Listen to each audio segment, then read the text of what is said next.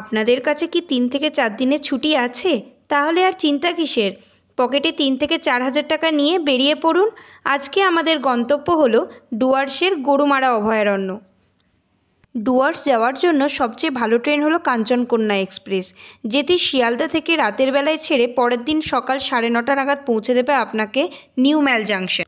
Kanchankanya express যদি না ধরতে পারেন তাহলে সেক্ষেত্রে আপনারা যে কোনো ট্রেনের মাধ্যমে চলে আসুন প্রথমে নিউ জলপাইগুড়ি স্টেশন এবং তারপরে সেখান থেকে চলে আসবেন চালসা স্টেশনে।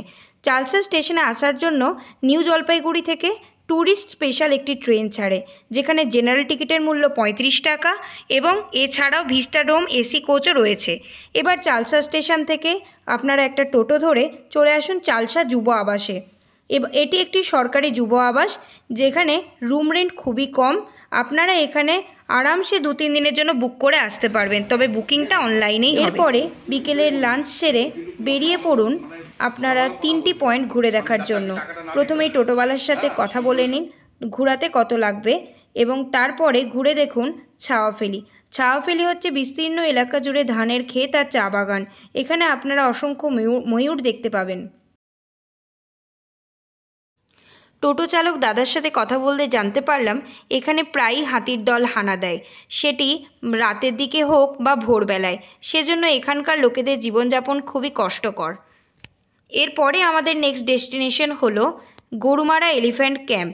এটি ধূপঝোড়া বিটের অন্তর্গত এবং এখান থেকেই আপনারা যদি হাতি সাফারি করতে চান তাহলে করতে পারেন। তবে বলাই বাহুল্য হাতি সাফারির বুকিংটাও কিন্তু আপনাদেরকে 3 মাস আগে থেকে অনলাইনে করে রাখতে হবে। এখানে গিয়ে আপনারা দেখতে পারবেন হাতিদের কিভাবে পরিচর্যা করা হয়, তাদের খাওয়ানো দাওয়ানো স্নান করানো সব কিছুই। এলাকার লোকে এই অঞ্চলটিকে গাছবাড়ি বলে থাকেন, কারণ এখানে প্রচুর ট্রি হাউস রয়েছে, যেখানে আপনাদের থাকার ব্যবস্থাও রয়েছে।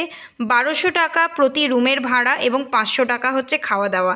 এবং আপনারা যদি এই ট্রি হাউসে থেকে থাকেন তাহলে সেক্ষেত্রে হাতিদের পরিচর্যা সম্পূর্ণ বিনামূল্যে আপনারা করতে পারবেন। এখান থেকেই প্রতিদিন ভোর 6:30, 7:30 এবং বিকেলে 3:30 হাতি সাফারি হয়, তবে এটি বৃহস্পতিবার বন্ধ থাকে। আমাদের নেক্সট ডেস্টিনেশন হচ্ছে মূর্তি নদী। মূর্তি নদীতে সূর্যাস্ত বা সূর্যাস্তের পরে গিয়ে ওখানকার আবহাওয়াটি উপভোগ করার মতোই, সত্যিই খুব সুন্দর সেখানকার আবহাওয়া। আজকের মতো ঘোরা এখানেই সমাপ্ত। সন্ধ্যের মধ্যে ফিরে আসুন যুবাবাসে। সেখানে একটি সুন্দর লাইব্রেরি রয়েছে। এখানে ক্যান্টিনে অর্ডার দিন চা আর পকোড়া, আর তার সাথে এখানে বই নিয়ে আপনারা জঙ্গলের শোভা উপভোগ করতে পারেন।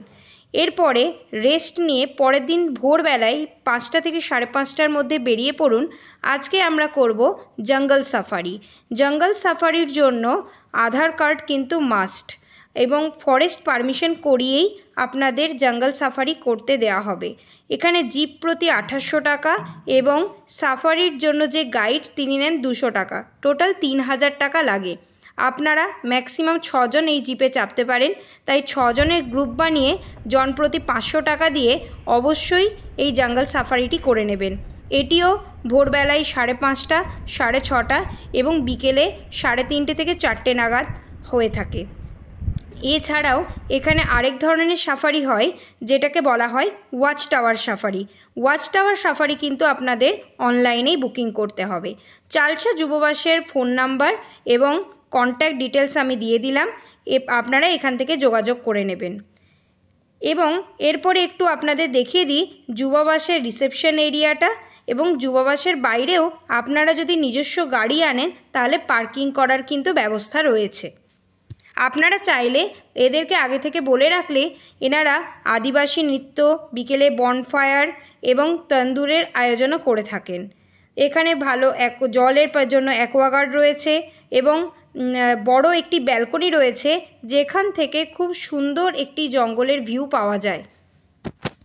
আপনারা এখানে বিকেলের দিকে বা ভোরবেলায় কফি খেতে খেতে এই বাইরের শোভাটি উপভোগ করতে পারেন। জঙ্গল সাফারি করিয়ে জিপ আপনাদের প্রায় 8:30 থেকে 9টার মধ্যে যুবাবাসে পৌঁছে দেবে। এরপরে আপনারা করে দেখতে পারেন 7 পয়েন্ট ট্যুর, এবং এই 7 পয়েন্ট ট্যুর করার জন্য আপনাদের ওখানকার যে লোকাল গাড়ি প্রায় 2,500 থেকে 3,000 টাকা দিয়ে বুকিং করে নিতে হবে।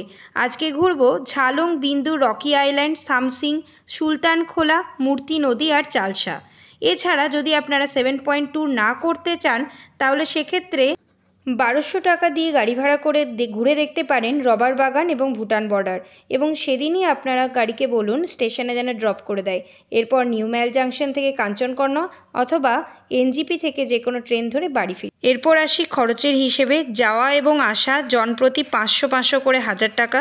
যুবাবাসে থাকার জন্য প্রতিদিন একজনের লাগবে 300 টাকা করে, যদি 2 দিন থাকি তাহলে 600 টাকা।